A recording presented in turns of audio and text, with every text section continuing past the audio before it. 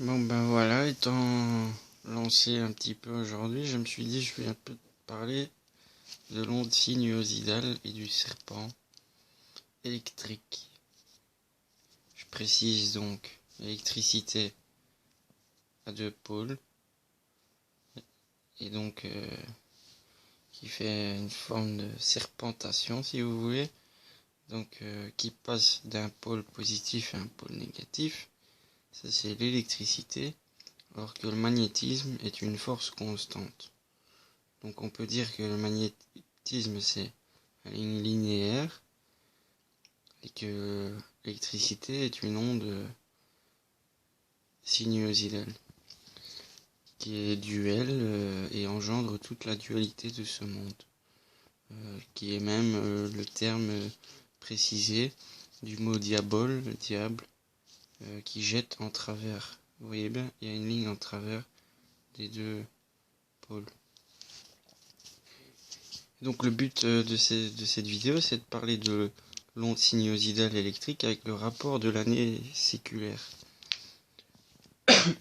Donc vous savez bien qu'il y a 12 signes dans le zodiaque, 12 constellations, 12 maisons, et que ces 12 signes sont répartis en 2 fois 6, donc un côté positif, un côté négatif, le yin et le yang.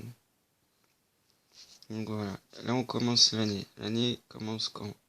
L'année commence pour nous au 1er janvier politiquement et civilement. Après le solstice d'hiver.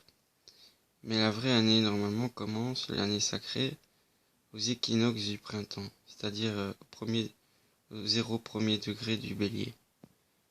Car la lumière renaît et reprend son pouvoir sur les ténèbres.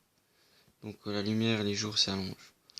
Le bélier, 0 degré, vous voyez le symbole, c'est un symbole cornu, comme un milieu qui se sépare en deux opposés, en deux pôles, un point central qui converge ou qui diverge.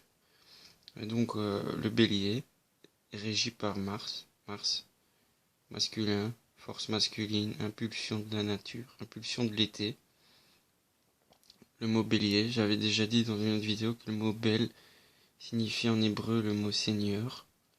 Le mot Aries en latin pour le bélier.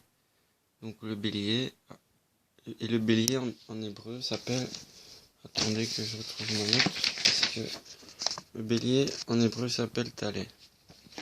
Bon, ça n'a pas d'importance linguistique pour ces deux termes ici, mais Bel signifie donc le seigneur, et lié, ce qui était lié. Le seigneur est lié. Alors il y a Aries. Aries, donc si on prend la sémantique de Hari, on en revient au lion, parce qu'en hébreu le mot Hari, ça veut dire le lion. Et donc on voit bien que dans les représentations bibliques et allégoriques, la